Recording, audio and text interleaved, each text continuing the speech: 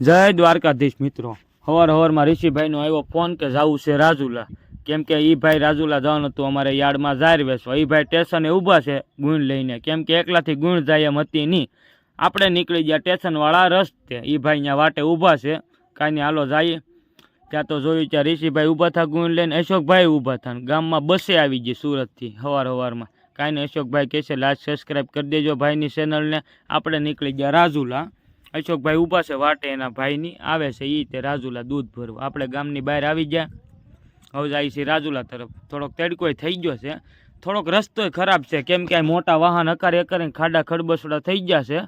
આપણે જાય ધીમે ધીમે ગાડી હકારતા હકારતા રાજુલા, બે ભાઈ જાય છે રાજુલા યાર્ડમાં, અને વચ્ચે ગુણ મૂકી દીધી છે, અને એક ગુણ પોગી ગઈ છે યાર્ડમાં અહીંયા, અને આને પોગાડવાનું છે ફટાફટ, કેમ કે અહીંયા વારો આવી જાય એમ છે, અને તડકો થઈ ગયો છે અને વાદળાય થઈ ગયા છે।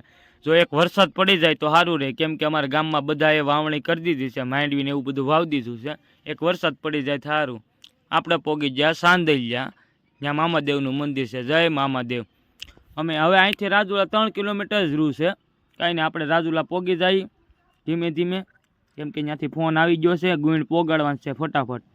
જોયું ત્યાં તો બે બાજુ ઝાડવા, રોડની બે સાઈડ ઝાડવા, એટલે મજા આવે છે, કેમ કે ઘડીક સાંયો આવે ઘડીક તડકો આવે, સાંયો આવે અહીંયા પવન આવે એટલે મજા આવે। કાંઈ વાંધો નહીં, આપણે રાજુલા જઈએ છીએ, ત્યાં ફોન આવે। જો આ બધા મોટા ટ્રક હકારી હકારીને રસ્તા કરી દીધા ખરાબ, કેમ કે અહીંયા ગામની બાજુમાં છે ભળ્યો અમારે। આપણે આવી ગયા અશોકભાઈના પેટ્રોલ પંપ પાસે, કેમ કે અશોકભાઈનો પેટ્રોલ પંપ નથી, એ ભાઈ કામ આવે છે। કાંઈ વાંધો નહીં, ભાઈ કામ કરે છે ને, કાંઈ વાંધો નહીં। આપણે આવી ગયા ઘાણે, હવે આપણે રાજુલામાં એન્ટર થઈ જાય છે, પોગી ગયા તત્યો જોતીએ, રાજુલામાં એન્ટર થઈ ગયા। કાંઈ નહીં, આપણે યાર્ડવાળા રસ્તે નીકળી ગયા છે, આગળ પોગી જાઉં યાર્ડે, રાજુલાની બજારમાં નીકળી ગયા। હવે ભાઈ એક રોદો આવ્યો ત્યાં તો ગાડી બંધ કરી દીધી, કાંઈ નહીં હવે ચાલુ કરે છે। કાંઈ નહીં, આપણે વહી જઈએ રાજુલા તરફ યાર્ડ બાજુ। હવે મેન બજારે નીકળી ગયા છે, આ અમારા રાજુલાની મેન બજાર છે, પણ આપણે જવાનું છે આ બાજુ યાર્ડમાં, કેમ કે આપણે યાર્ડવાળા રસ્તે નીકળી ગયા, ત્યાં બધા અનાજ છે, આવી ગયા આપણે યાર્ડમાં। યાર્ડમાં અમારે જોઈ લો યાર્ડ, બધું કપાસ બપાસ બધું અનાજ કઠોળ બધું અહીં વેચવા આવે ખેડૂતો, અને આપણે મૂકી દઈએ યાર્ડમાં અંદર ગુણ્યું હાર્યું। જો બીજી ગુણ લઈ લીધી છે, હવે મૂકી દઈએ આગળ, કેમ કે અહીં વારો પોગી ગયો બધા નાખ્યો અનબોક્સ, આપણે મૂકી દઈએ અહીં મૂકી દીધી અમે ગુણ્યું, અને ઋષિભાઈ ચીઠ્ઠી લેવા ગયા છે, આપણે અનબોક્સિંગ કરી નાખી ઝાડનું, આપણે ઝાડનું અનબોક્સિંગ કરાવી દીધું, અને ઋષિભાઈ ચીઠ્ઠી લઈને આવી ગયા। હવે થોડોક આંટો મારી લઈ, કેમ કે શું ભાવ આવે છે એ જોઈ લઈએ, કેમ કે આગળ બધા વેચે છે। આ અમારું રાજુલાનું યાર્ડ જોઈ લો, કાંઈ નહીં આપણે અહીંયા ભાવ જોઈ લઈએ, મૂળ ઋષિ ભાવ જોવા જાય છે યાર્ડમાં, શું ભાવ હાલે છે ઝાડના। કાંઈ નહીં આપણે જોયું ત્યાં તો આપણી ડીલ થઈ ગઈ છે, ભાવ બોલવા મળ્યા છે એકબીજા 800 ને 850 ને એમ બધું। કાંઈ નહીં ડીલ થઈ ગઈ આપણે 850। કાંઈ નહીં આપણે હવે લઈ લઈ ગુણ્યું, કેમ કે હું પોગડવાનું છે આપણે એની દુકાને, ટ્રેડર્સ છે એનું, ત્યાં ટ્રેડર્સ છે મૂકી દઈ ગુણ્યું। અને કાંઈ નહીં આપણે એના બારદાન બદલવાના હતા, હવે અમે બદલી નાખીએ, ઋષિભાઈ બારદાન લઈને આવ્યા, ગુણ બદલી નાખીએ છે, હવે ભરતીથી ગુણને અમારું જોખાઈ ગયું, અને અમે ત્યાંથી ચીઠ્ઠી લઈને નીકળી ગયા પૈસા લેવા, એની ઓફિસે સીતારામ ટ્રેડર્સે જવાનું છે। અમે નીકળી ગયા સીતારામ ટ્રેડર્સ બાજુ, ત્યાં ગેટ પાસે છે, આવી ગયા સીતારામ ટ્રેડર્સે। કાંઈ નહીં ઋષિભાઈ અંદરથી પૈસા લઈ લે છે, કેમ કે અહીંયા એક બે ભાઈ હતા। કાંઈ નહીં હાલો ઋષિભાઈ અંદર પૈસા લેવા જાય છે, અને હું બતાવી દઉં અમારું રાજુલાનું યાર્ડ, કેમ કે અહીંયા બધા આજુબાજુના ગામડાવાળા બધું ખેડૂતો લઈને આવે પાક એનો એ વેચે। આપણે નીકળી જાય યાર્ડની બારા પૈસા લઈને। કાંઈ નહીં હવે સોડા પીવાનું મન થાય છે, હવે મેન બજારે જાય છે, મેન બજારે આવી ગયા।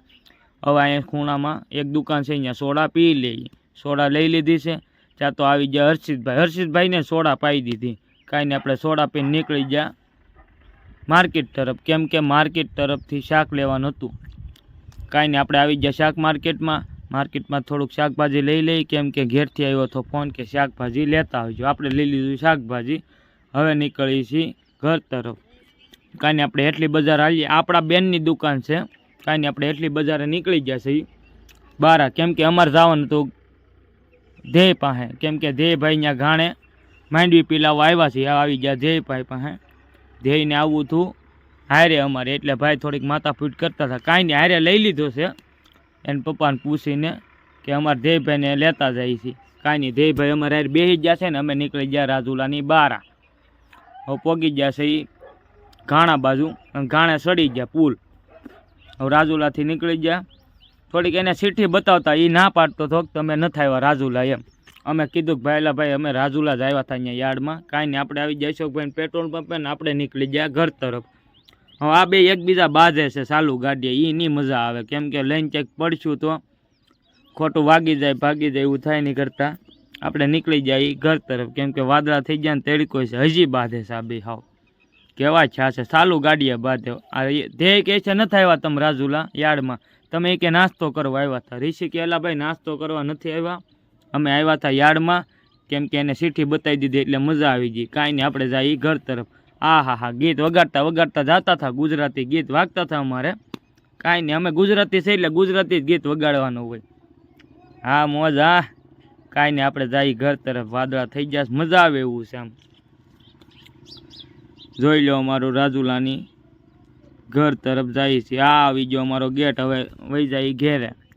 ત્યાં તો અંદર જાતા જાતા ગેટની અંદર જ આ ભાઈએ શાકભાજી ઢોળ્યું, પકડતા આવડે નહીં ને શાકભાજી આને દેતા દેવાઈ ગયું, શાક પાડ્યું હેઠું. કાંઈ આપણે શાક લઈ લીધું છે, હવે પાછા જઈએ છીએ ઘેરે. આને શાક પકડતા આવડતું નથી, ઘડીક તો માથાપૂટ થઈ અમારે. કાંઈ નહીં હવે જઈ ઘર તરફ, કેમ કે હાલે ભાઈ તું શાક લઈ લે, કેમ કે મારી ગાડી પડી છે અહીંયા વાડીએ, ત્યાંથી મારી ગાડી લઈ લઉં, કેમ કે હું ઋષિયારે અહીંથી બેઠો હતો. હવે એ ભાઈ બેયને મોકલી દઈએ આપણે ઘર તરફ, અને આપણે આપણી ગાડી લઈ લઈએ છીએ. હવે આપણે નીકળી જાય આપણે ઘર તરફ. ગામમાં આવી ગયા અને એ ભાઈ નીકળી ગયા છે. હવે ગામની અંદર આવી ગયા હાવ આપણા ઘર તરફ. કાંઈ નહીં અમારું શોખ આવી ગયું, આ અમારો શોખ છે, અને આપણે જઈએ ઘેરે, પોગી ગયા ઘર તરફ. હવે ડેલે પોગી ગયા છે. કાંઈ નહીં હાલો, જય દ્વારકાધીશ મિત્રો.